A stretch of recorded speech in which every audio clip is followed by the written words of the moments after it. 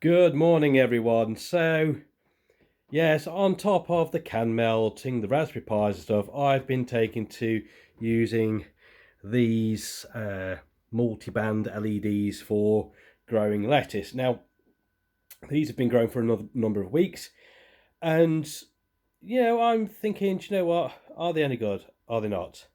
Now, the big beastie one here, I do like him. He's nice and good. The light seems quite bright at the moment, but anyway.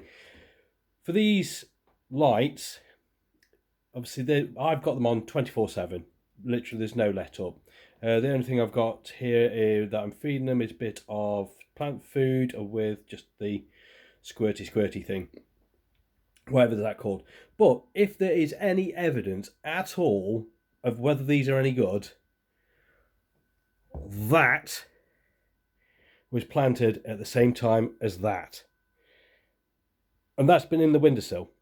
So normal sunlight, plant growy lighty thing.